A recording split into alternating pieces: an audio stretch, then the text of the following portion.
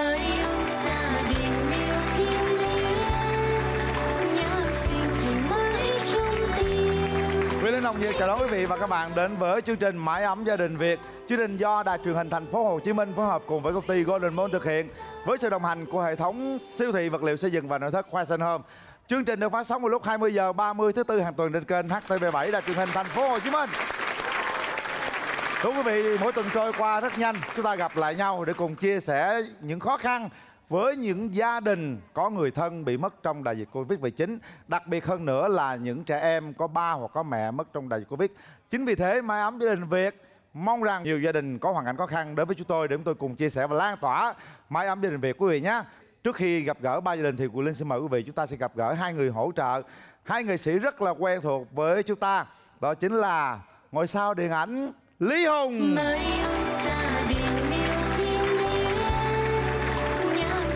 và người thứ hai đó chính là ca sĩ Yến Trang. Chào em. Chào Lý Hùng. Ok, chào Quyền Linh. Thật ra đây là những người mà tôi rất là hâm mộ quý vị. Họ nổi tiếng trước Quyền Linh rất là nhiều, những ngôi sao mà Quyền Linh hâm mộ vô cùng luôn. Tôi thấy rằng cô gái xinh đẹp bên kia là người là dẫn chương trình rất là nổi tiếng luôn quý vị. Hồi đó ca nhạc đó. Ca hay lắm. Dẫn Dung Nguyên Vũ đó. Đúng rồi. Ca sĩ thì khỏi nói rồi, nhưng mà MC cũng rất là duyên dáng luôn. Lúc đó là tôi thật ra tôi rất là mê hình tượng của Yến Trang luôn. Dạ, em cảm ơn anh Linh rất là nhiều. Trang cảm thấy mình cũng rất là may mắn khi mà đến ngày hôm nay có thể là mình gọi là tham gia một quãng đường khá là dài với nghệ thuật và cống hiến cho tất cả quý vị khán giả vẫn được mọi người yêu mến. Thì Trang cảm thấy rất là may mắn, đặc biệt là được song hành cùng với những người đàn anh mà Trang cũng rất là ngưỡng mộ luôn ạ. Thôi bây giờ không khí vui quá thì Lý Hùng đầu tiên cái tiêu chí đến đây á là làm sao để giúp ba gia đình vượt qua khó khăn. Hôm nay gặp lại hai đồng nghiệp của tôi rất là vui. Hy vọng là ngày hôm nay cả ba anh em chúng ta sẽ cùng tiếp sức cho những hoàn cảnh khó khăn trong cuộc sống này. Dạ vâng ạ. Em rất là sẵn sàng khi mà tham gia những chương trình như thế này để mà có thể đồng hành cũng như là chia sẻ những cái thông điệp rất là ý nghĩa, và đặc biệt là được song hành cùng anh Quyền Linh cũng như là anh Lý Hùng, những người mà Trang nghĩ là luôn có những cái gọi là những cái tấm gương ở trong cái cuộc sống của chúng ta để nghệ sĩ có thể chia sẻ là cái điều đầu tiên mà chúng ta sẽ làm khi mà là những người có sức ảnh hưởng tương đối với tất cả mọi người trong xã hội. Cảm ơn. Còn riêng Lý Hùng á thì thời gian ở đây Lý Hùng ít tham gia chương trình game show vân vân, nhiều game show mời, nhưng mà khi được ban tổ chức mời chương trình này thì Lý Hùng coi format rồi chiếu trên HTV, Lý Hùng cảm thấy chương trình rất ý nghĩa. Lý Hùng nhận lời tham gia ngay, thậm chí phải hỗ trợ những gia đình khó khăn và làm nhiều thứ. Lý Hùng cũng suy nghĩ không sao, mình làm việc gì mà giúp cho người khác thì anh em chúng tôi sẽ cố gắng hết mình. Tất cả sẵn sàng quý vị, anh em chúng tôi đang rất là háo hức để vào cuộc ngày hôm nay để cùng chia sẻ với ba gia đình. Ba gia đình như thế nào, hoàn cảnh họ ra sao? Quyền Linh xin mời quý vị chúng ta hướng về màn hình đến với hoàn cảnh gia đình đầu tiên.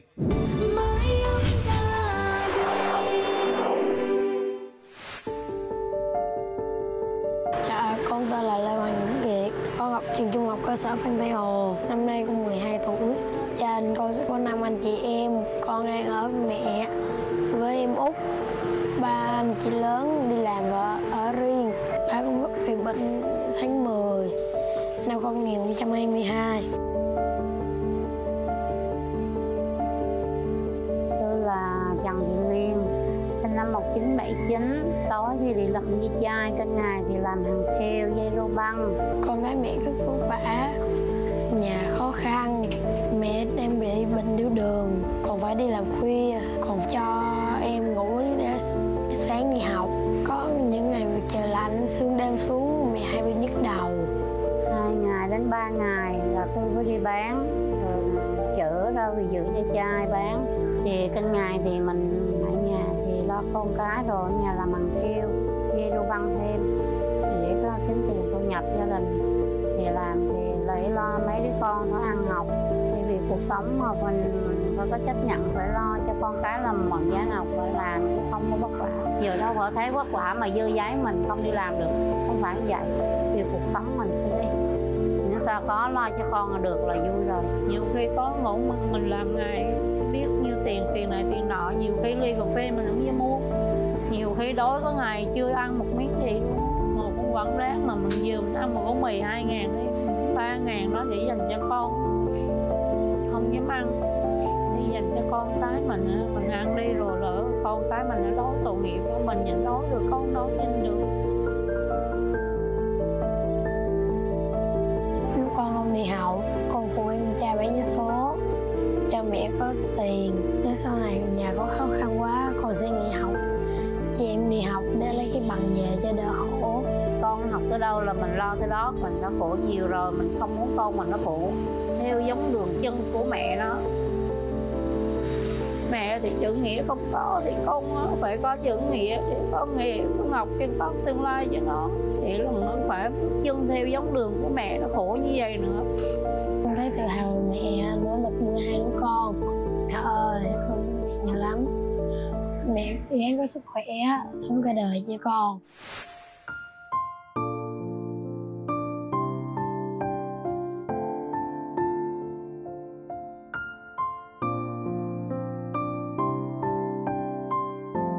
Rồi, về đây con trai. Nào, qua đây nào. Qua gặp cô chú nào. Hả? Đây chị. Chị là 5-10 con hả? Dạ. Còn con lớn nhất là nhiêu rồi? Dạ, lớn nhất là 25 tuổi. Rồi, kế tiếp. Dạ, tuổi mẹ 24. Rồi kế tiếp nữa. Là năm nay 17 tuổi. Rồi 3 người con đi làm hả chị? Dạ. Hả? Em một mình chú cậu gia đình đi làm rồi 3 đứa kia lớn đi làm ở riêng rồi. Trời Rồi ơi. vừa làm nuôi 2 đứa nhỏ nữa thôi. Trước lúc anh mất đó, anh làm cái gì? Dạ không đi làm, giờ 9 năm mà bệnh không có đi làm. Mổ ruột mổ tử rồi ba không có đi làm, nó nói thôi bà làm mình nuôi con này, chứ tôi yếu không đi làm được. Chỉ là bệnh chết thôi. Không mà khổ vậy rồi. Dạ. Rồi quê ở...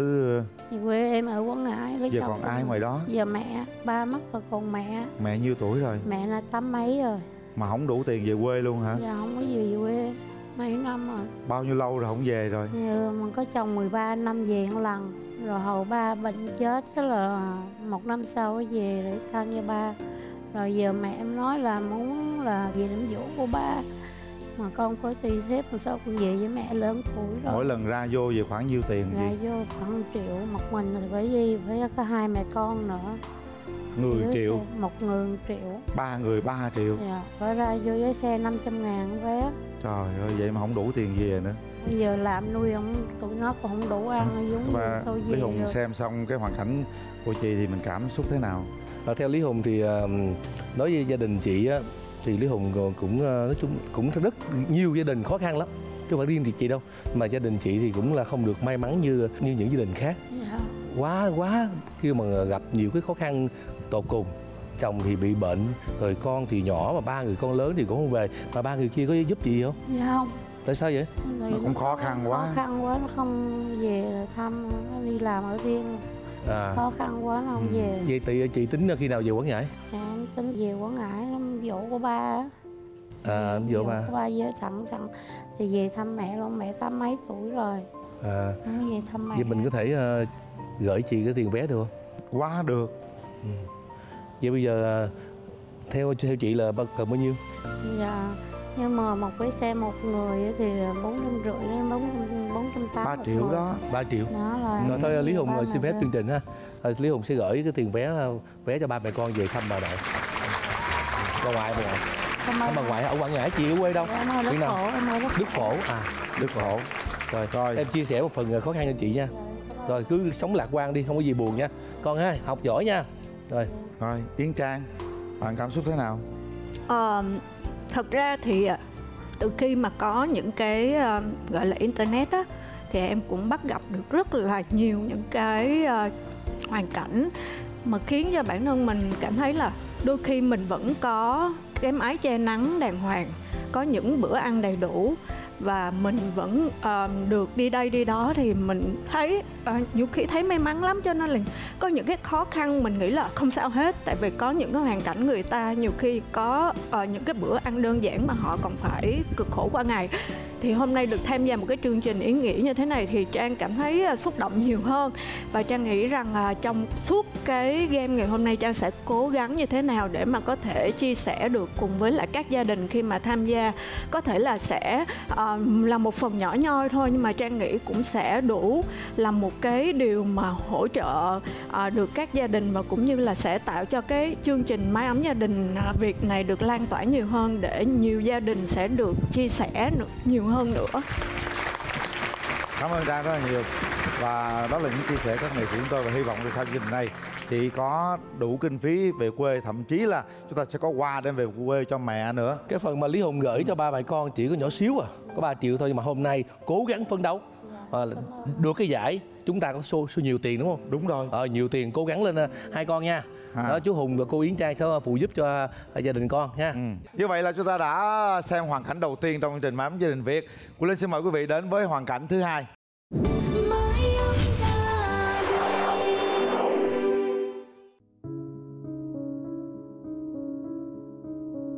Con tên là Huỳnh Tấn Hải.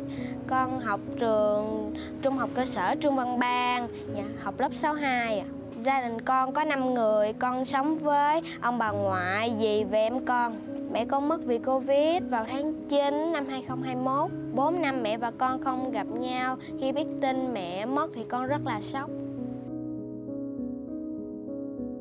Tôi tên Lê Thị Ngọc Thí, sinh năm 1981, dì của cháu Huỳnh Tấn Hải, sinh năm 2011. Tôi hiện tại đang làm công nhân công ty dài. Tiền sinh hoạt trong gia đình với tiền học phí của hai cháu là tôi lo. Em gái bị bệnh thì có dặn tôi là sau này có gì nuôi hai đứa con giùm. Để hai đứa con thiếu mẹ, thiếu tình thương của mẹ, và rất là bỏ hai con mồ côi, nên nhờ tôi chăm sóc hai đứa con giùm. Con tôi mất ở bệnh viện Bình Chánh. Chồng tôi nghe tin con gái mất cũng ngã bệnh luôn. Tại vì ổng có bị bệnh tiểu đường với lại tim mạch rồi, ổng nghe cái ổng sốc á, ổng nằm luôn cả tháng luôn. Con thấy tủi thân. Bạn của con ai cũng có ba mẹ, không có con là không có. Lúc trước cha mẹ Tấn Hải cũng có mượn số tiền để trang trải cuộc sống. Rồi mới đi làm ăn xa mới gửi hai cháu lại cho ông bà ngoại. Giờ vì cuộc sống khó khăn quá làm không đủ tiền trả nợ, bởi vì cha mẹ không có về thăm hai đứa cháu. Hiện giờ hai vợ chồng tôi với con tôi với hai đứa cháu ở nhà con của thằng con thứ ba. Hai đứa cháu nó đi học, cái nó nói bạn nó là có cha có mẹ đi rước, mà sao cha mẹ con không ai rước, mà sao bà ngoại với má Mi đi rước không vậy?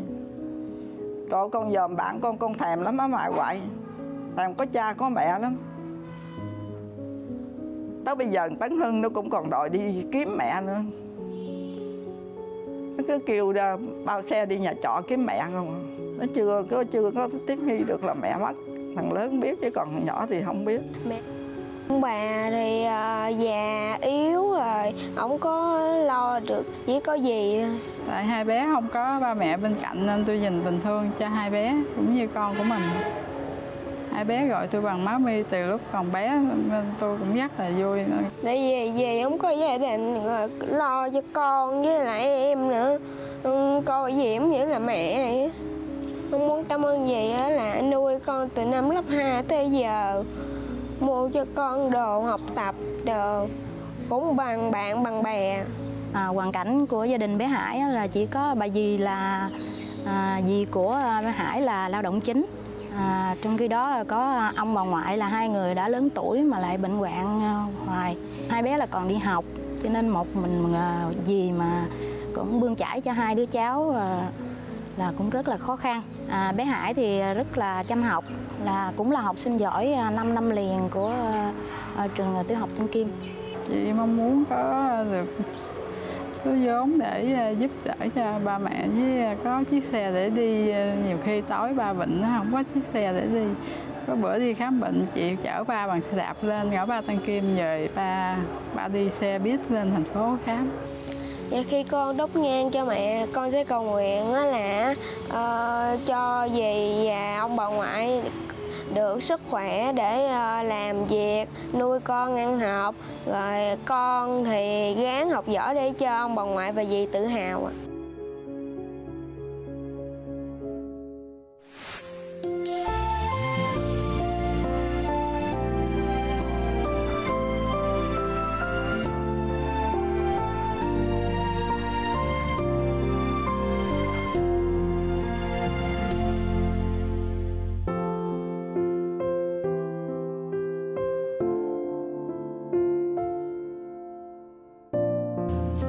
đây con. Thế nào? Chúng ta vừa đến với hoàn cảnh con thực sự khó quá. Nhắm mắt mở mắt ra không biết cách nào giải quyết cả. Nhưng mà chú thấy rằng con suy nghĩ rất là sâu. Con thương gì như vậy, con biết hoàn cảnh mình như vậy. Một cái điều ước mà chú Hồng Linh nghĩ rằng là ai cũng nghẹn ngào hết. Biết rằng điều ước nó cũng khó là có ba bên cạnh ha con hả? Mẹ con lúc đó trước khi mất là làm công việc gì? Dạ may thú, may con gấu bông. May gấu bông đó hả? Rồi mẹ con mất trong đại dịch Covid đó hả? Dạ. Trước khi mất mẹ con có dặn con gì không? Dạ không. Không có dặn hả? Lâu rồi con có thấy mẹ về trong mơ không? Dạ có. Có hả? Con nhớ mẹ nhiều không con? Dạ nhiều. Nhiều. Mỗi lần nhớ mẹ thì con làm gì? Dạ con hay lấy ảnh của mẹ ra xem.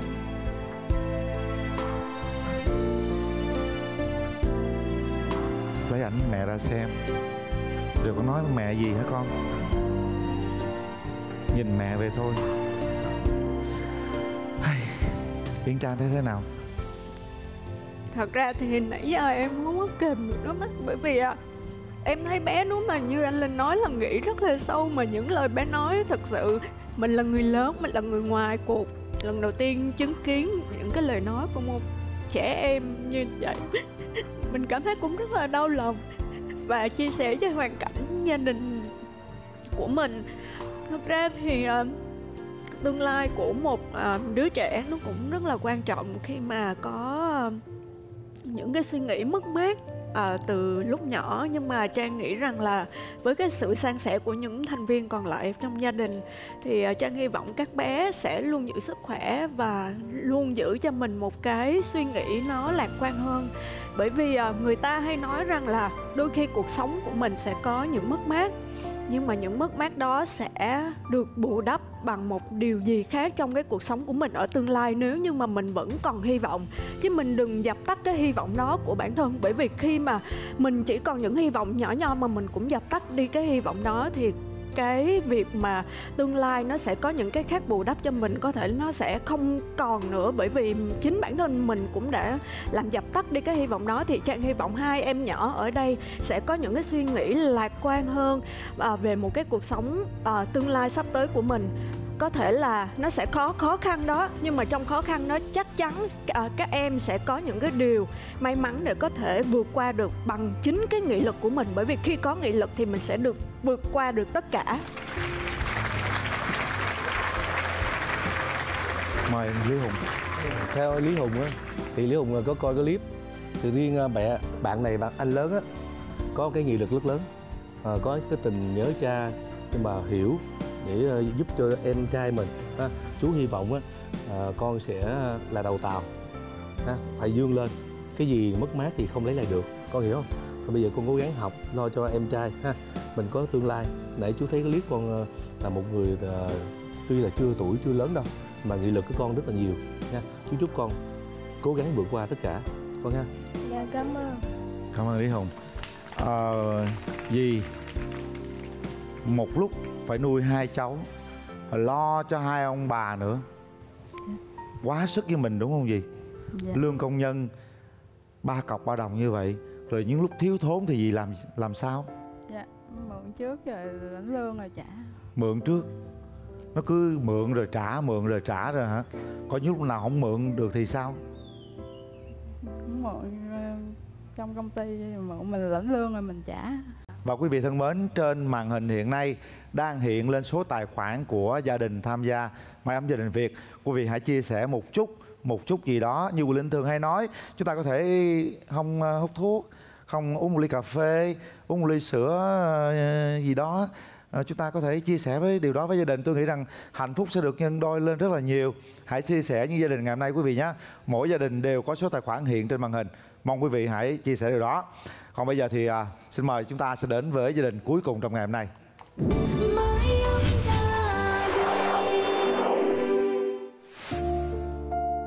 Con tên là Nguyễn Quốc Cường, năm nay 15 tuổi, học lớp 83, trường trung học cơ sở Nguyễn Văn Luôn.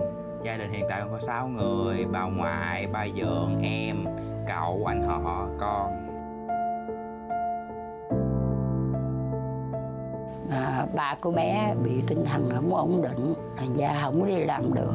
Mọi chi phí sinh hoạt gia đình nhờ đồng lương của người cậu. Cậu của bé bị tai nạn lao động, bị cụt 3 ngón tay, đi làm bấp bênh, phụ làm hồ á, ngày được 200-300 vậy á. Tôi không có việc làm, thỉnh thoảng tôi lụm ve chai. Có khi lụm nhiều á, thì tháng mấy bán được 200, cái đi mua bột ngọt, mua nước mắm. Lâu lâu có ai kêu đi làm việc nhà, tôi cũng kiếm đồng tiền để về phụ nuôi cháu.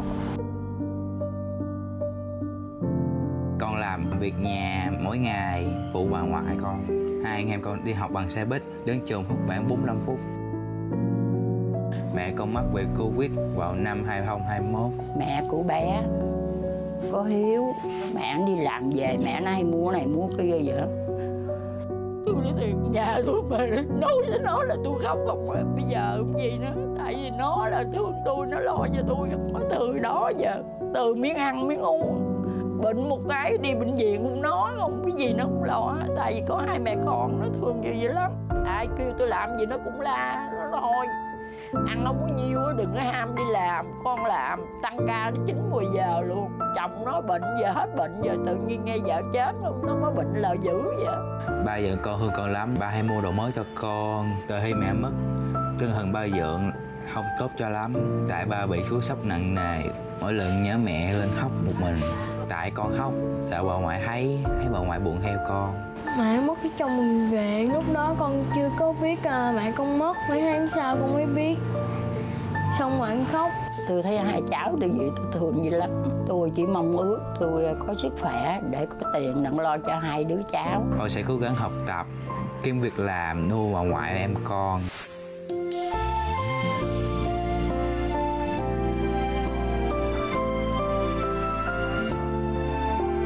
Rồi, chào bà, chào con Huy, chào Cường. Mời cả nhà vào đây. Khó khăn là chồng chất khó khăn hả? Dạ. Trước lúc mà mẹ mất á thì mẹ làm gì hả Cường? Dạ mẹ là công nhân. Công nhân luôn? Dạ. Rồi ba bỏ đi lâu chưa? Lúc đó con sinh ra là con thấy ba rồi. Sinh ra không thấy ba rồi? Dạ. Có bao giờ con nghĩ rằng ba sẽ về với con không? Dạ có. Cứ nghĩ về hoài nhưng mà cũng không thấy con hả? Dạ. Rồi Huy nè, lúc mẹ mất con hay tin mẹ mất thì như thế nào Huy? Sốc chú. Hả? Rất sốc chú. Con rất sốc luôn hả? Dạ. Con có được gặp mẹ không? Dạ không. Không. Tại vì Covid thì nó đã cướp đi rất nhiều người thân, nhiều gia đình. Chúng ta không được gặp mặt người thân đó. Lúc mẹ còn sống thì mẹ làm việc gì hả Huy? Mẹ hay dẫn con đi chơi. Mẹ dẫn con đi chơi hả? Dạ. Con thích mẹ mua cho con cái gì? Mua đồ chơi cho con. Mua đồ chơi cho con. Dạ. Bây giờ đã lâu rồi không ai mua quần áo mới cho con đúng không? Dạ. Con học lớp mấy rồi? Học lớp 5. Lớp 5. Dạ. Mỗi sáng đi học thì bà ngoại cho nhiêu con? 16.000. Hả? 16.000. 16.000 hả? Dạ. Rồi một năm vậy bà ngoại mua cho con mấy bộ đồ mới? Không có mua chứ. Không có mua hả? Dạ. Vậy quần áo con mặc ở đâu? Người ta cho chứ. Người ta cho hả? Dạ. Rồi chúc hy vọng con sẽ có quần áo mới mặc để đi học Dạ. nha. Thôi bà ơi, một mình bà như vậy lo cho hai đứa cháu gì sao bà? Dạ không có tiền đóng tiền học ở nhà trường, cô đóng giùm. Tháng nào không có tiền cô đóng với đi đứa đi học á, xe buýt á. Thầy đi từ 73 đi tới 61. Đi mấy chiếc xe buýt vậy đó hả? 2 chặng xe. Giờ một chặng á là một đứa vậy là 3.000. Tôi đi 6.000. Có nhiều chiếc xe 52, 36 rồi mấy cô đó biết mặt là không lấy tiền. Không có lấy tiền xe. Chiều về á, thì cho nó được có 16.000 thôi. 6.000 tiền xe chỉ có 10.000 thôi đó chú. Nguyên một ngày luôn. Dạ. Rồi bà làm gì có tiền để lo lụm với chai cũng có. Giờ với ai muốn dọn dẹp nhà cửa vậy đó, 2-3 ngày người ta cho vài trăm vậy. Về dưới ở gần đó với mấy người mà ở xa thấy lụm với chai người ta thấy tội nghiệp, người ta nấu. Ví dụ nhà người ta con cái ăn đồ ăn hay bỏ tủ lạnh gì còn dư á, người ta không ăn, người ta kêu cái cho. Ngày hôm qua là không chưa có mua gì hết. Mấy cô chưa lợ là ở bên đường Trần Đại Nghĩa kêu qua cho một bịch thịt với đậu mới đậu đũa với bắp đậu bắp rồi á. Dạ. Chứ cho được đâu 3 cây lạp xưởng. Về là mấy bà cháu nó lấy vàng, người cho cái cho vậy đó. Giống như người ta thấy cái cảnh gia đình vậy đó. Còn đi học là hồi mẹ nó chết giờ không có mua bộ đồ nữa. Cô giáo một năm nay là thấy nó mặc đồ gách với đồ chặt của cô cho được. Mấy cô hùng là cho làm mua 3 bộ đồ học với bộ đồ thể dục. Nhà trường cho không à. Tại nhà trường nói thấy nhà trường kêu bà ngoại vô hỏi thầy biết bà ngoại gì đó, học sách vở là cô mua cho luôn. Với mỗi lần mà có chương trình cũng như cho cái này gạo hay thóc gì đó là ở đó cho. Yến Trang vẫn rơi những giọt nước mắt cảm thông chia sẻ với gia đình ngày hôm nay. Em biết là có rất là nhiều hoàn cảnh khó khăn.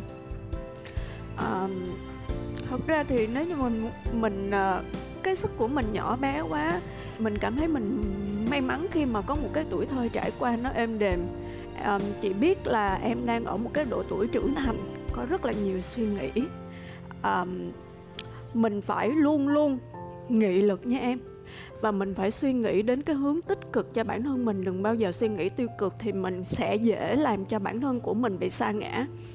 Và bản thân em cứ nghĩ là bây giờ gặp khó khăn nhưng mà mình có cố gắng thì mình sẽ có được nhiều may mắn để cuộc sống của mình nó sẽ bớt khó khăn hơn. Đừng bao giờ suy nghĩ tiêu cực để bản thân mình, em mình và bà của mình ở trong cái cuộc sống nó cũng sẽ có những cái không được diễn ra suôn sẻ cho cái cuộc sống của mình rồi thì mình đừng làm cho cái cuộc sống của mình nó trở nên u tối hơn.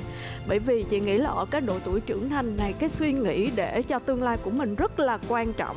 Cho nên là chị hy vọng rằng là ngày hôm nay chị đến đây chị chia sẻ cái suy nghĩ của một người có một cái tuổi thơ êm đềm hơn em. Hy vọng rằng là em sẽ có những cái suy nghĩ thật là mạnh mẽ để có thể vượt qua được những cái khó khăn này để giúp cho em của mình và bà của mình nữa. Bởi vì chị thấy bà cũng đã lớn tuổi và sức khỏe. Bà cũng cố gắng lên để mà luôn luôn có những cái tinh thần hỗ trợ cho hai cháu của mình nhé. Bởi vì dĩ nhiên là bà nhìn là cuộc sống khó khăn là không phải là ai cũng muốn điều đó, nhưng mà bây giờ khó khăn nó đã đến với mình thì mình phải cố gắng vượt qua thôi à. Chúc bà nhiều sức khỏe để có thể bảo vệ được hai cháu trong cái thời gian mà bà vẫn có thể bảo vệ cho hai cháu của mình. Cảm ơn Yến Trang. Mời Lý Hùng. Theo Lý Hùng á, thì hôm nay chứng kiến được ba gia đình á, thì tất cả là những hoàn cảnh rơi vào những đứa trẻ hết. Chỉ hy vọng á, là chúng ta làm sao như gia đình, như bà ngoại hoặc là dì hoặc má cố gắng làm sao chúng ta phải vượt qua. Thì các em nhỏ ở đây là tương lai là sao? Tương lai của các em chứ không phải là của ai hết. Thì chúng ta phải làm sao cố gắng vượt qua. Chứ cô chú ở đây hoặc tất cả tấm lòng chỉ là phần nhỏ thôi, phần nhỏ giúp cho các con vượt qua thôi. Niềm vui một tắc nhỏ thôi ha. Chú chỉ hy vọng là trong chương trình hôm nay tất cả những đứa trẻ ở đây chúng ta hiểu biết được một phần nào thôi, tại còn quá nhỏ. Con phải lạc quan, yêu đời, có cô, có mẹ, có dì, có bà ngoại, bà nội, vân vân. Chúng ta giúp đỡ cho các cháu để có một tương lai tốt đẹp. Các con cố gắng lên nha. Cảm ơn Lý Hùng. Hy vọng với những chia sẻ chúng tôi thì gia đình cũng cố gắng nỗ lực hơn trong cuộc sống. Hôm nay chúng ta đến được với chương trình là chúng ta cũng đã có một niềm vui rồi. Quý vị thân mến, số tài khoản của gia đình ngày hôm nay cũng đang hiện trên màn hình. Quý vị hãy chia sẻ một chút gì đó những tình cảm của mình để những gia đình ngày hôm nay có thể vượt qua một chặng đường khó khăn trong cuộc sống quý vị nhé. Chúng tôi rất là mong chờ điều đó. Còn bây giờ chúng ta sẽ chuẩn bị để đến với những thử thách của chương trình để có một số vốn. Tôi nghĩ rằng số vốn nó cũng lớn đó. Ai mà được giải ba sẽ nhận được 15 triệu đồng. Ai vào nhảy nhì sẽ được 20 triệu đồng. Ai giải nhất thì sẽ bước vào rút logo của chương trình. Ai cũng có giải thưởng cả. Đừng lo lắng gì cả. Chúng ta hãy tươi tỉnh lên, thoải mái lên, sảng khoái lên, bản lĩnh lên nhé. Mời quý vị và các bạn đến với thử thách đầu tiên dành cho hai nghệ sĩ Yến Trang và Lý Hùng. Đó là thử thách gì? Mời quý vị bắt đầu theo dõi Mái ấm gia đình Việt.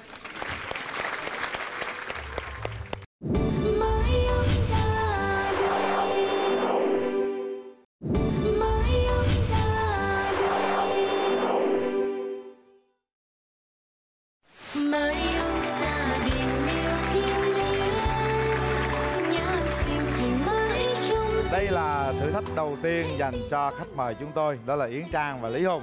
Đơn giản thôi các bạn. Nếu các bạn chiến thắng ở thử thách này trong vòng 1 phút 30 giây 1 phút 30 giây nha. Nó có áp lực thời gian đó. Chúng ta sẽ giành được quyền ưu tiên này. Vậy giờ mình bỏ áp lực thời gian được không anh? Không được, cái đó là quy định rồi. Cho gấp đôi thời gian 3 phút đi. Không được, quy định luôn rồi ha. Vấn đề là chúng ta vượt qua áp lực thế nào để cả ba gia đình cùng vượt qua những áp lực trong thử thách của họ. Dạ, cố Đó, gắng. chúng ta làm gương đó nha. Rồi. Đơn giản là gì? Chúng ta sẽ dùng cái cây đũa này, chúng ta sẽ chồng những con ốc này lên nhau thôi.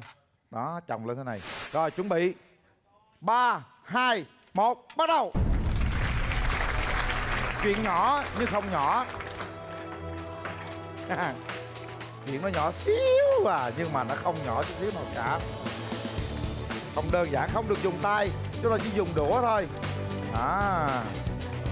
Cái này nó vận dụng trí óc rất là nhiều. Chưa chắc đâu nha.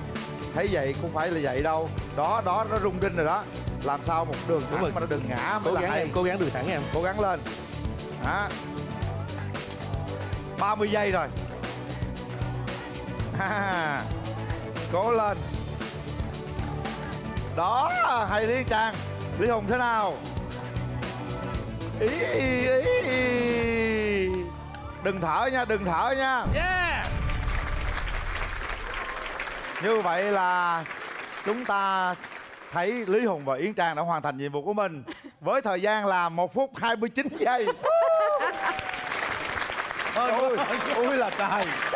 Không phải 1.000 giây mà chết rồi. Em căng thẳng chưa bao giờ em có căng thẳng mà tay em run sau khi mà mình hoàn thành xong luôn. Hồi đó chắc hồi nhỏ ăn chân gà lắm mà tay nó run. Này là Yến Trang ơi, chương trình hình như là thấy anh to quá kiếm cái đồ nhỏ nhỏ trên chơi.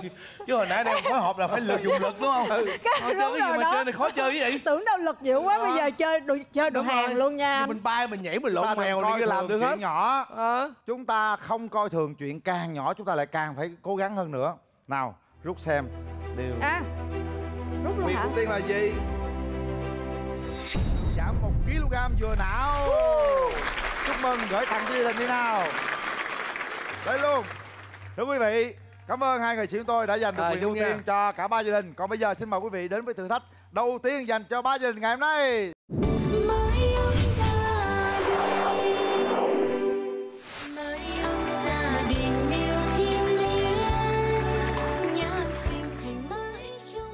Cảm ơn hai nghệ sĩ chúng tôi đã dành quyền ưu tiên giảm 50% số cái sự khó khăn cho ba gia đình. Còn bây giờ thì ba gia đình sẽ tham gia thử thách, đó là nạo dừa quý vị. Nạo dừa là một trong những cái công việc rất là quen thuộc với nhiều người. Sau thời gian không biết bao nhiêu, nhưng chúng tôi muốn thấy là mỗi cái thao này có 400g dừa nạo. Mỗi gia đình thì 2 người đều nạo hết.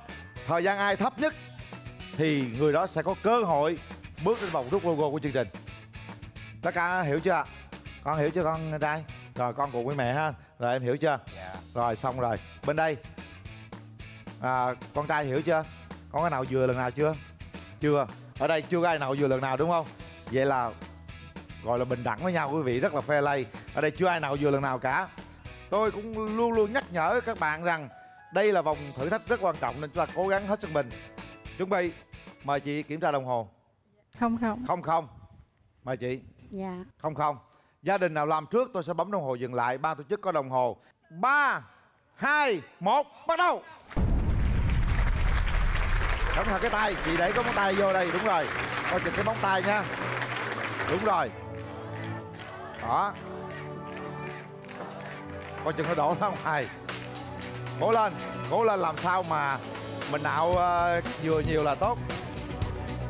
Thông thường thì ta đạp cái bằng nạo, ta nạo vậy nó nhanh. Có người nạo bằng máy, bằng điện. Nhưng bên này mình nạo bằng tay. Đúng rồi. Cố gắng lên con đó. Mẹ làm vậy tốt rồi đó con, Hồng nhìn mẹ kìa. Đúng rồi con trai. Tốt rồi, đổ vô đi, mình nạo tiếp. Đó. Được, cũng khá. Con trai nạo mạnh lên xíu cho nó la nhiều xíu con. Con đặt xuống đây nè. Con lấy cái điểm tì này con nạo cho nó. Đó, không? Lên. Nạo vậy nó lâu, nó nạo vậy nó không có hiệu quả đó con. Đây nè. Để chú chỉ nè, con để xuống đây nè. Đó, con nạo cái này đè xuống vậy nó sẽ nhiều hơn. Nó nhiều hơn, thấy chưa? Thấy không? Đó. Đổ vô cuối cùng. Vô. Rồi, một gia đình. Gia đình thứ hai gần xong rồi, nhanh lên. Gia đình thứ hai gần xong rồi. Ráng xíu nữa. Cố lên, cố lên.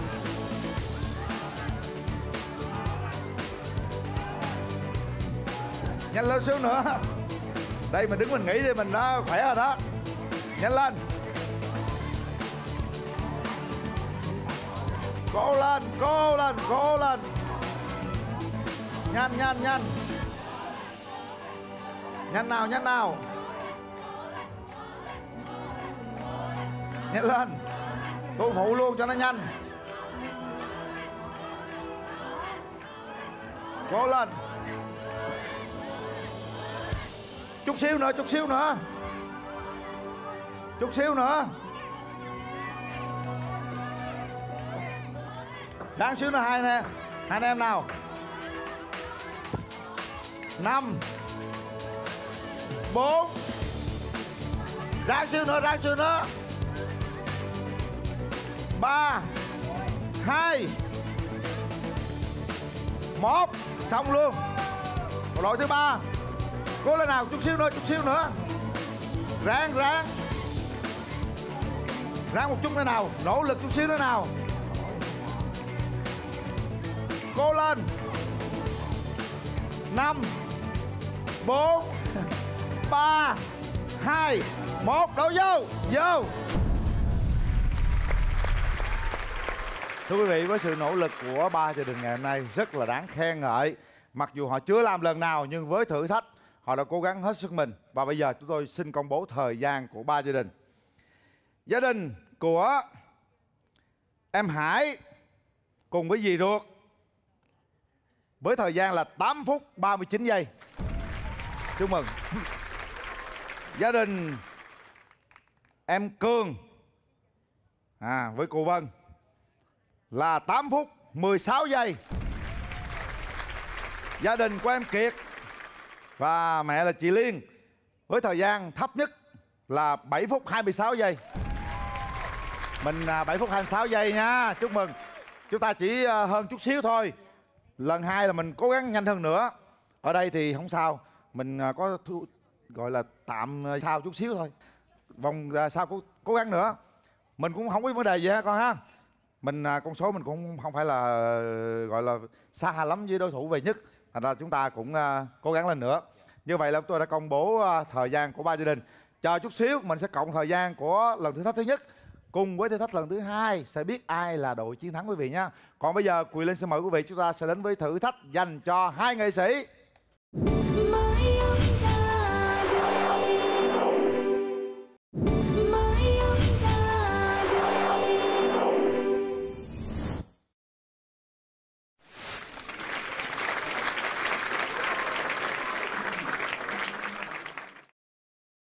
Lý Hùng, Yến Trang đã vượt qua thử thách đầu tiên với 1 phút 29 giây rồi. Hay lắm ha. Chuyện đó chuyện nhỏ thôi. Vui là chính, còn này vui nữa nè. Cái này là mình không có phải tư duy cho nó mệt lắm. Thôi, khỏi giới thiệu Hùng có ý kiến đúng không? 15 cái bánh đít này hai anh em tôi sẽ chia cho tất cả gia đình ăn. Đúng không? Vậy thì dễ quá. Phải có sự gọi là góp sức của hai bạn chứ. Hai bạn phải ăn luôn. Nói chung là đây chừng 20 cái đó. Mình có nhiệm vụ lột 10 cái. Mỗi người lột 5 cái để đến đây. Rồi. Sau đó mỗi bạn sẽ ăn 2 cái. Mình chỉ nhiệm vụ ăn 4 cái thôi. Còn nhiêu nhóm đó ăn hết cũng được. Đưa qua phải không? Nhưng mà ăn nhanh nha, 1 phút 30 giây nha. 3, 2, 1, bắt đầu. Ăn 2 cái trước thì tính gì tính. Ngon mà. Bánh đít ngon. Bánh đít này bánh đít miền Tây. Ngon đúng không? Ráng ăn đi em. Cái nữa Hùng, ráng cái nữa Hùng. Rồi sạch rồi, hay quá. Lý Hùng ăn hay quá. Xuất sắc. Ráng đi 2 cái rồi mình có quyền hỗ trợ. Ôi, Hùng ăn dữ Hùng. Ngon. Lột đi, mình lột tiếp đi. Coi như xong cái rồi nè. Rồi, tự nhiên lột đi. Hùng 2 cái rồi đó. Rồi, ok. Xong, bây giờ lột. Còn thời gian thì nhóm kia ăn tiếp phụ mình. Ha. Có 3 cái nha, Tiến Trang còn nợ 1 cái nha. 3, 4. Ráng đi, ráng. 5, 6.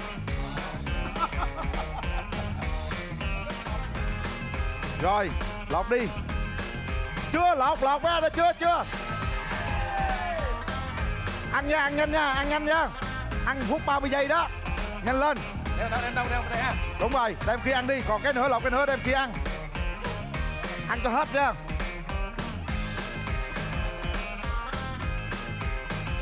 Hết chưa? Chạy về lại. Hết chưa? Hết chưa? 5, 4, 3, 2, 1. Trời đất. Ngon không? Em biết vậy nãy trước khi mà quay là em không ăn cái gì rồi. Một tràng pháo tay dành cho Yến Trang và Lý Hùng. Quyền ưu tiên là gì? Tiếp tục chúng ta sẽ tặng quyền ưu tiên cho 3 gia đình ở thử thách thứ 2 này. Mời các bạn rút quyền ưu tiên. Quyền ưu tiên là được giảm 10 lít nước. Chúc mừng. Tặng cho gia đình đi. Như vậy là hai nghệ sĩ đã chiến thắng được thử thách thứ 2. Chúng ta sẽ chúc cho cả 3 gia đình đến với thử thách thứ 2 này một cách thành công và tốt đẹp.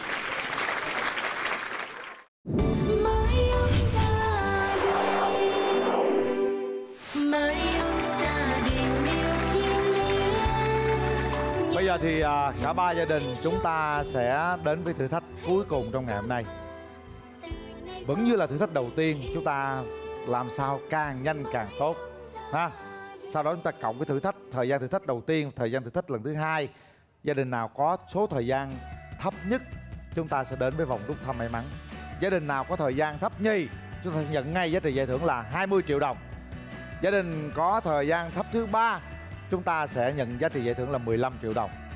Đây cũng là một cái thử thách rất là quan trọng với chúng ta để xem ai là người bước vào vòng rút logo. Chúng tôi mời đại diện 3 gia đình bước lên trên. Hôm nay là anh là mệt rồi thế luôn em Út ha. Rồi bây giờ thì 3 con đứng sát vô đây. Ai rút cái cây dài nhất người đó thi trước. Ai rút cái cây dài nhì người đó thi nhì. Ai rút cái cây ngắn nhất là thi cuối cùng. Được chưa? Rồi đo cái hai dài nhất. Vậy là gia đình con thi đầu tiên, gia đình Cường thi thứ 2, gia đình con thi cuối cùng. Vỗ tay nào. Cái trò chơi rất là đơn giản. Lý Hùng, Ngụ, Yến Trang sẽ đội cái mũ này lên. Chúng ta sẽ bước vô cái giỏ này. Mình nhảy lên đây ha. Chúng ta sẽ lấy cái bóng này bóp bể cái nước vô cái này. Chúng ta sẽ đổ vô đây. Khi nào cái gia đình nào mà đầy cái mực nước là tôi bấm thời gian dừng lại. Từ đầu đến cuối là mình vẫn phải đứng trong cái rổ. Không, tới đó ra rồi mình có thể đi về bình thường. Gia đình thi đầu tiên đâu, ở lại. Mời hai gia đình kia làm cổ động viên. Lý Hùng với lại Yến Trang đội nón vô luôn. Khi nào Linh nói xuất phát thì hai bạn xuất phát luôn nha. Ủa, xuất phát cùng luôn? Chưa, xuất phát sau. Chuẩn bị 3, 2, 1, bắt đầu. Nhảy đi con, nhảy đi. Nhảy lên, cố lên con, Đúng rồi, cố lên. Nhảy lên con. Đúng rồi. Nhảy lên Đúng rồi đó. Rồi, lấy cái nước vô cho nó. Rồi, đúng rồi đó. Nhảy qua kia. Thôi bỏ ra đi, bỏ ra đi cho nhanh. Đúng rồi đó, bỏ ra đi cho nó dễ, chứ nhảy không còn giọt nước là lâu lắm. Rồi bóp luôn. Để vô cái tô con. Ngoài, rồi đúng rồi, bóp vô. Để vô, đè vô cái đè mạnh vô. Đè vô. Đó rồi. Bước ra khỏi vỏ, Đi ra ngoài rồi, lấy vỏ. Rồi, đi vô. Đi nhẹ nhàng vô. Đó, cứ như vậy nha. Đúng rồi, đổ vô xong cái bịch nước đó. Từ từ. Đó. Dính nó đi con, đúng rồi, dính nó. Đúng rồi. Đúng rồi. Đó, chạy về, mau lên. Chạy về, mau lên. Chạy về. Nhanh lên. Rồi. Nào, Lý Hùng và Yến Trang chuẩn bị. 3, 2, 1, vào. Đó. Đúng rồi. Đó, trong đó có cái kim á, đè vô kim nó bể luôn. Lấy đi chị, lấy đi, cái mạnh vô lấy đi. Được, đây vô đây. Cái kim mà chừng đâm tay nha. Kim đó. Có kim đâm tay á. Bóp nó đi, bóp nó bể luôn đi. Chạy đi. Chạy luôn. Đó. Chạy ra cái vỏ đi vô lên. Rồi chạy luôn, bỏ vô đi. Vô. Rút kinh nghiệm nha, đội nào thì rút kinh nghiệm nha. Đó, mạnh ai nó lấy đi. Đúng rồi đó. Gì vậy Yến Trang? Ủa, từ từ thôi vô. Gì vậy? Đó. Đúng rồi, từ từ vô. Ê, từ sấy rồi, đồ sạch rồi. Rồi. Lo người ta cuối cùng nước mình đổ chơi rồi kìa. Rồi. Chưa, một vòng nữa đâu. Mỗi người một vòng nữa.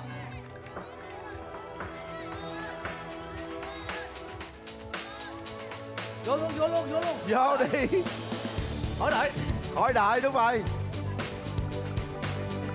Một vòng nữa là xong. Vô, cầm lên luôn, đúng rồi. Rồi, về đi chị, về đi chị. Một vòng nữa là xong nào. Vô đi Hùng, vô đi, dạy đi, bóp cho nó bể luôn. Chờ chị Yến Trang đi. Yến Trang đi vòng thế nào rồi, đi Yến Trang, đi Yến Trang. Đi Yến Trang, nào. Nhanh lên. Đổi Yến Trang. Vô. Ok. Ok, xong. Mời gia đình tiếp theo.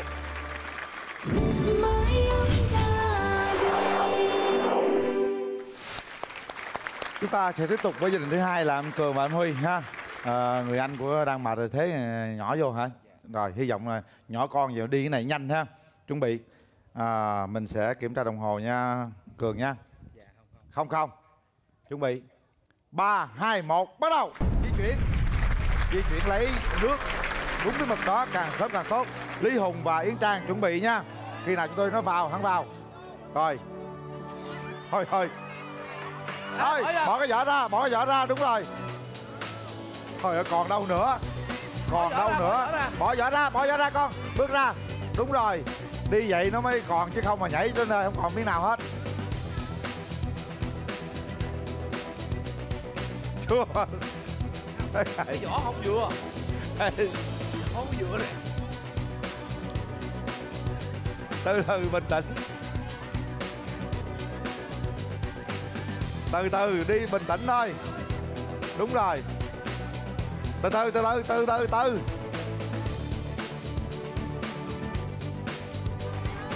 Bình tĩnh. Lý Hùng cố gắng lên nào. Khó. Hết sức là ấn tượng luôn. Ráng nào Lý Hùng, lấy thăng bằng. Đổ qua nào. Canh đúng rồi. Đó. Nước quý lắm nha. Đó. Yeah. Gỗ lên. Bóp nó bể luôn đi con. Từ bình tĩnh.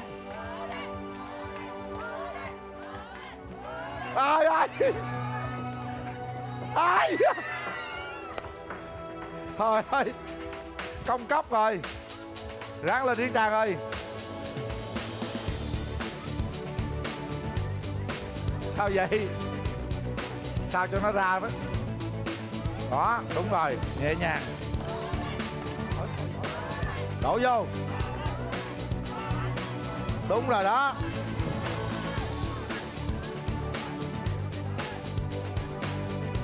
Trời ơi, trời ra ngoài không à. Ráng lên. Rồi đổ cái đi con. Ơi, ra ngoài rồi.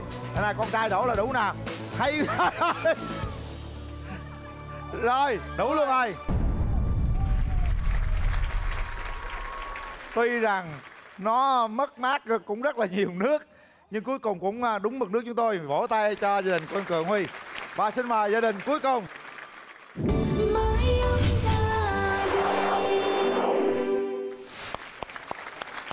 Gia đình cuối cùng cũng có nhiều kinh nghiệm ha. Làm sao lấy nước cho nó nhanh đi, cho nó nhanh mà không đổ nước.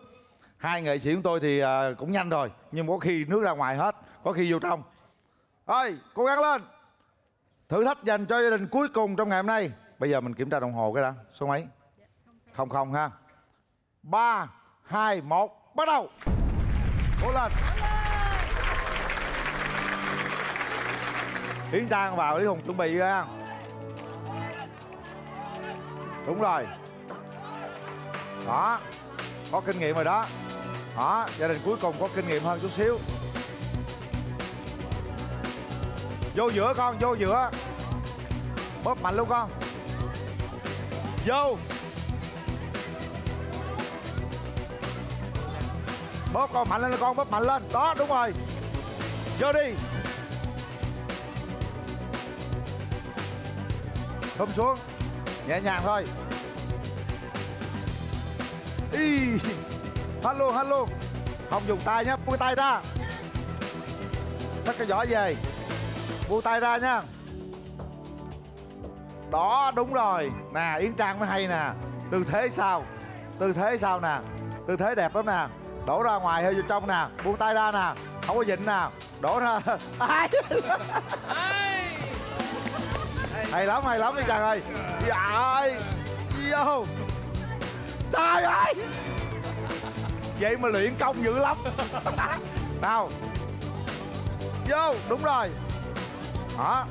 Cố gắng đổ vô trong bình nhiều lên.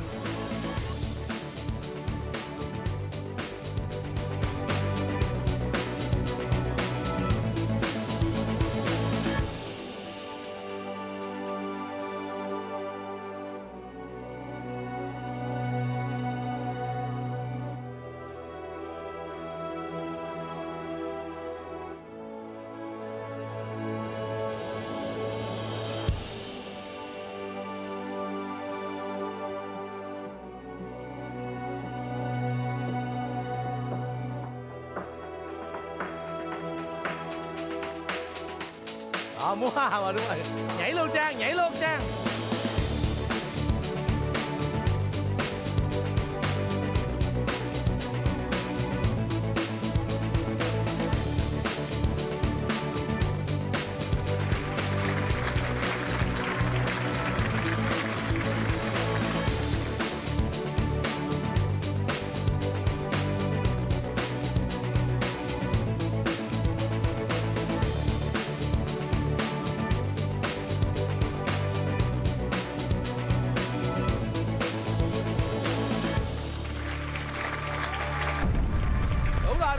Rồi, yeah. Ok, đủ rồi. Ok. Hay quá Yến Trang ơi. Như vậy là chúng ta đã kết thúc phần thử thách của ba gia đình. Xin mời ba gia đình trở lại sân khấu. Chúng tôi công bố kết quả.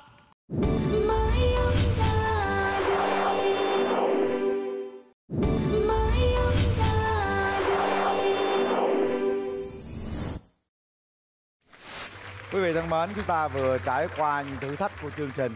Có vui đó, có nỗ lực, có cố gắng đó. Nhưng tôi muốn lấy tinh thần của những niềm vui để thế vào những cái khó khăn, những cái nỗi buồn của từng gia đình. Hôm nay họ đã vượt qua một chặng đường tôi nghĩ rằng cũng nỗ lực đó. Với sự cố gắng, họ đã chiến thắng chính mình rồi. Bây giờ tôi sẽ công bố kết quả đội nào về nhất, đội nào về nhì và đội về ba. Đội về nhất với số thời gian là 11 phút 35 giây. Đội về nhì với thời gian là 11 phút 38 giây. Hơn nhau có 3 giây rồi quý vị. Đội về ba thua đội về nhì chỉ có 2 giây thôi, 11 phút 40 giây. Nói chung là hôm nay chúng ta bổ trợ cho nhau như vậy là tốt rồi. Hơn thua nhau có 2-3 giây thôi. Để chứng minh được rằng là cuộc thử thách này phải nói rất là quyết liệt ha. Tôi xin công bố đội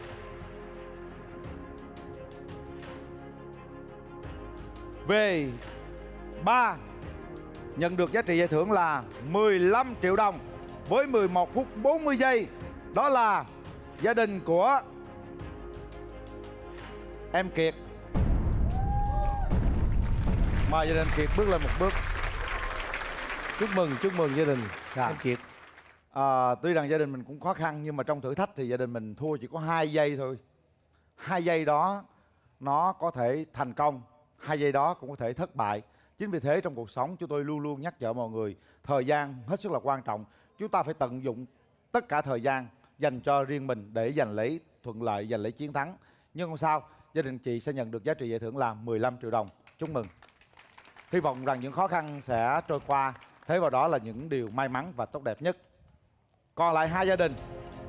Gia đình về nhất trong ngày hôm nay đó là gia đình của em Cường, em Huy hay là gia đình của em Hải. Ai cũng khó cả. Chúng ta đều mong muốn rằng tất cả 3 gia đình đều chiến thắng. Nhưng mà trong thử thách thì phải có đội về trước và đội về sau. Và đội về nhì với số thời gian 11 phút 38 giây. Đội về nhất với thời gian 11 phút 35 giây. Có nghĩa là hơn thua nhau có 3 giây thôi quý vị. Rất là quyết liệt ha. Xin chúc mừng đội chiến thắng 11 phút 35 giây. Đó là gia đình của em Cường. chúc mừng gia đình em Cường và em Huy. Và gia đình còn lại là gia đình về Nhi với số tiền thưởng là 20 triệu đồng. Gia đình em Hải. Chúc mừng cả ba gia đình. Bây giờ thì xin mời hai gia đình về Nhi và về Ba, chúng ta sẽ trở thành cổ động viên. Gia đình về Nhất sẽ tiến tới xem mình rút được bao nhiêu bản logo. Mời quý vị đến với vòng đặc biệt dành cho gia đình của em Cường và em Huy.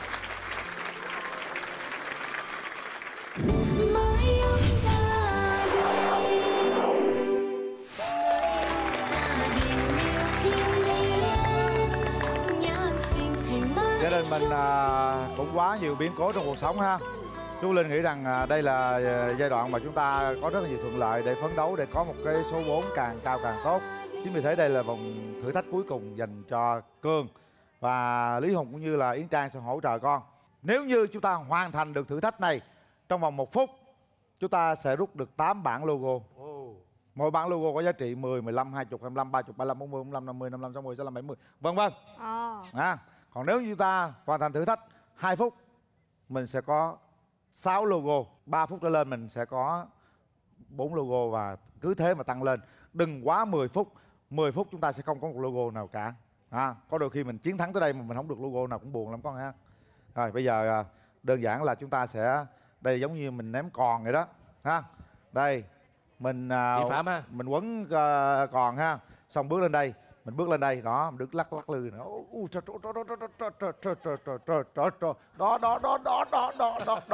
Đó dễ ăn quá, rất là khó. Đó, dễ ăn quá. Vô đó. Thấy không? Khó. Thế vậy thôi đó. Đơn giản là vậy thôi. Nào, chúng ta cố gắng hoàn thành càng sớm càng tốt. Giờ chia ra ai quấn? Đây em quấn. Em quấn, anh với bé chọi. Rồi đúng rồi. Trước khi làm ba anh em mình ra cái này. 1, 2, 3, vô. 1, 2, 3, bắt đầu. 15 cái. 15 cái còn. Vào được cái rổ là tốt. Không được rồi, tiếp tục đi. Cố lên nào. Buộc đi nhanh lên con. Vô. Hay lắm. Ráng lên. Buộc phụ đi. Thôi không được rồi, mình phải nhắm ngay cái rổ nha. Đúng 15 cái còn. Ủa chưa có. Chúng tôi sẽ dừng đồng hồ lại. Ráng lên nào. Vô. Trời ơi xa quá. Cố lên. Buộc nhanh lên. Buộc chặt luôn đi Hùng ha. Buộc thêm đi. Ráng lên nào. Ráng lên. Vô. Trời ơi. Không được rồi. Ráng lên đi Trang. Trời ơi. 2 cái. 2 cái rồi. 3.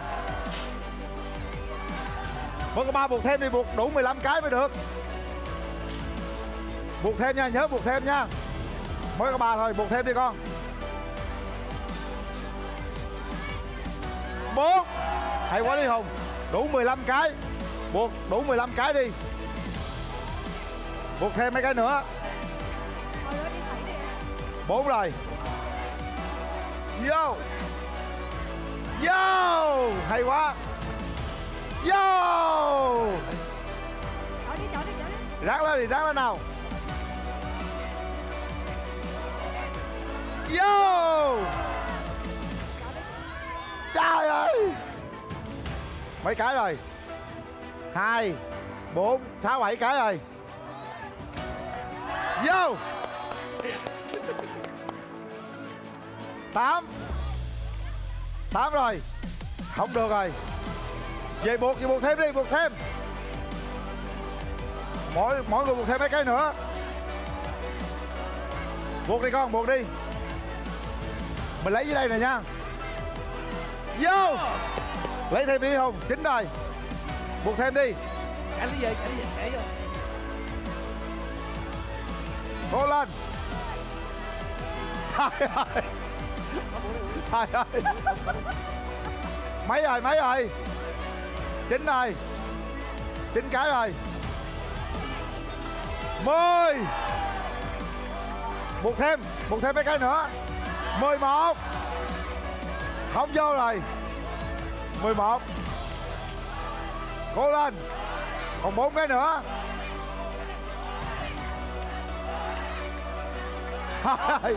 Buộc thêm. Không đủ đó, về buộc thêm đi. Buộc thêm 2 cái nữa. Còn 4 cái nữa. 12. Còn 3 cái nữa. 13. Cái cuối nè. 13 rồi. 14. Cái nữa Trang được rồi. Lên đi Trang. Đúng rồi. Chơi. Buộc thêm cái 3 cái nữa đi. Yên Trang đi. Nào, ráng lên Yên Trang. Chưa được. Ráng lên nào. Không được rồi, ráng đi Trang. Ráng lên. Yeah. Yeah. Đúng chưa? Đúng rồi. Ok. Yến Trang đã kết thúc trò chơi bằng cái còn 15. Một tràng pháo tay cho gia đình. Hay lắm. Tất cả chúng ta đều nỗ lực hết. Và chiến thắng này dành cho cháu Cường. Ok. Như vậy là cô chú cũng đã nỗ lực hết sức mình, đổ mồ hôi chân ha. Mà rất là vui đúng không? Ngoài giải thưởng ngày hôm nay chúng ta còn có thêm tinh thần, đó là niềm vui mà tôi muốn đem đến cho các đội chơi. 15 trái còn đã ở trong rổ rồi. Quan trọng là thời gian bao nhiêu, được bao nhiêu logo. Chúng ta sẽ công bố kết quả ngay bây giờ.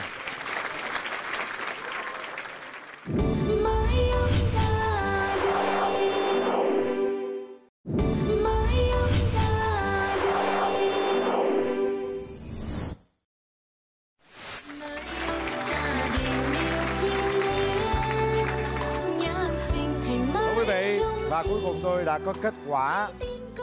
Gia đình của em Cường và em Huy đã hoàn thành thử thách của mình với thời gian là 4 phút 48 giây quý vị. Và gia đình sẽ giành được 2 bản logo của chương trình. Chúc mừng. 4 phút 48 giây, 2 bản logo. Chúng tôi sẽ để cho gia đình lựa chọn. Mời bà ngoại của Cường và Huy sẽ chọn bất kỳ một bản logo nào. Bà ngoại chọn số 7. Số 7. Mời Bích Sang.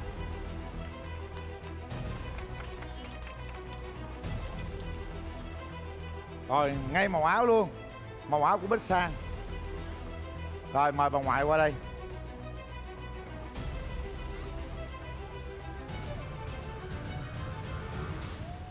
Logo đầu tiên.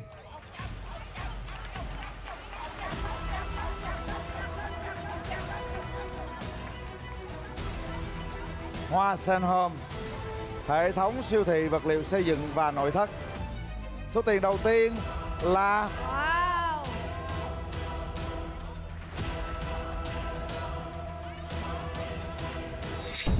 25 triệu đồng. 25 triệu đồng xin gửi ra ngoại. Nào, hãy về vị trí của mình. Số tiền đầu tiên là 25 triệu đồng. Chúng ta sẽ chọn logo thứ hai. Mời Cường và Huy chọn đi em. Dạ, số 1. Số mấy? Số 1. Số 1. Mời Bích Sang mở số 1. Lý Hùng với Yến Trang với lại Cường ra đây.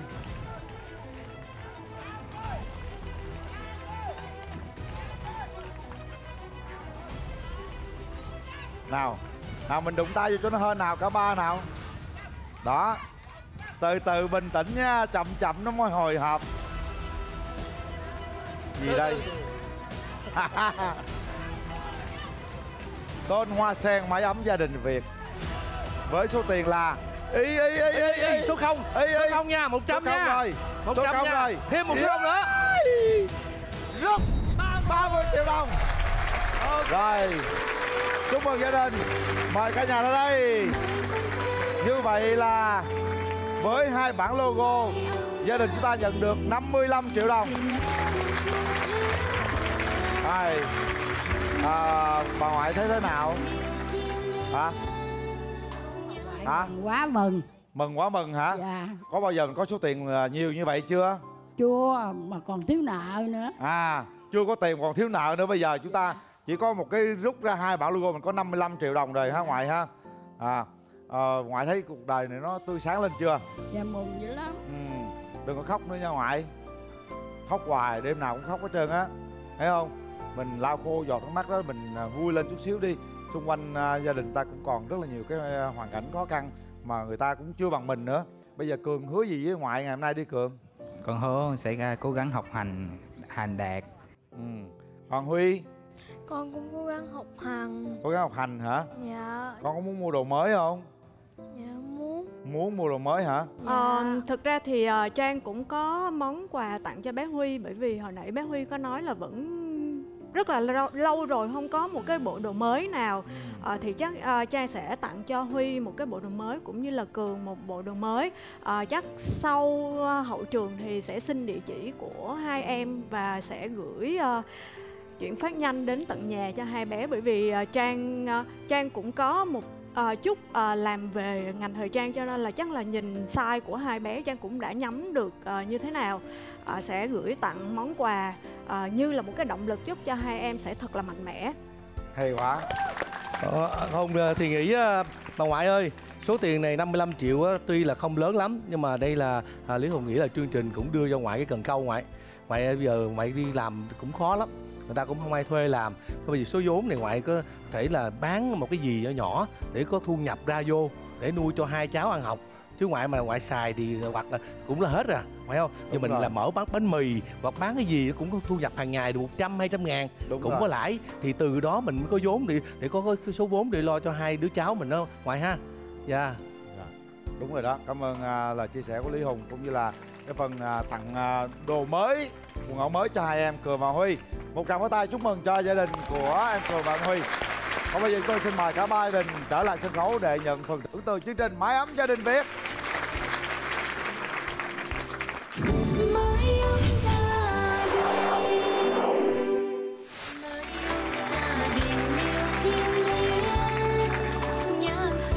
Bây giờ thì xin mời Yến Trang sẽ trao giải ba trong ngày hôm nay.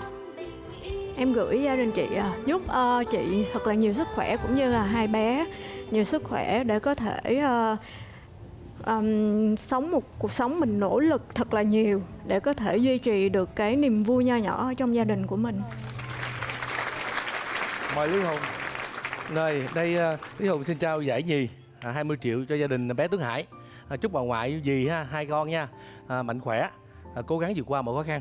Dạ. Chúc cho Lý Hùng á đóng phim cho thiệt hay và giàu sức khỏe, dạng sự như ý trong gia đình. Dạ, cảm ơn bà ngoại nhiều, cảm ơn. Dạ.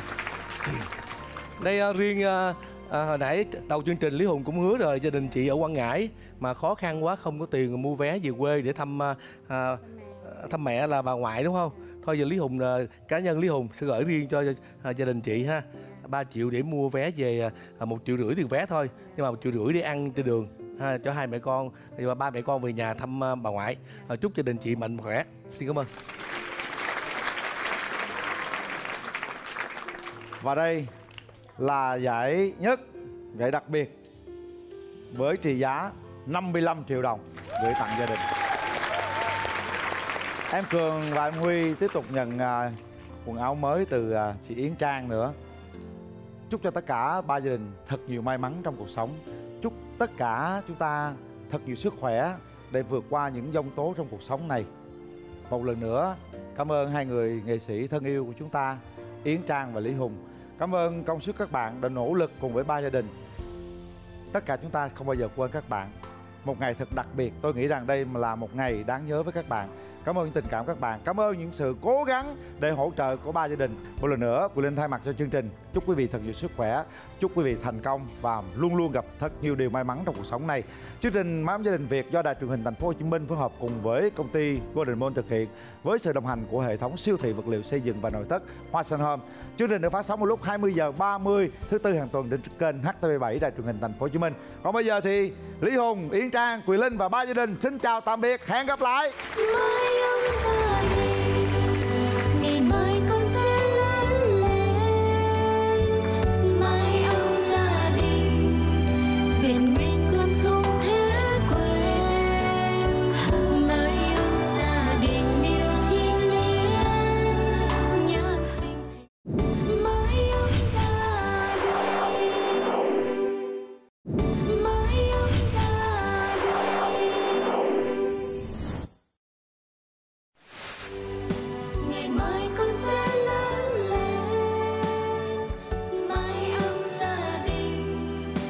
nguyện con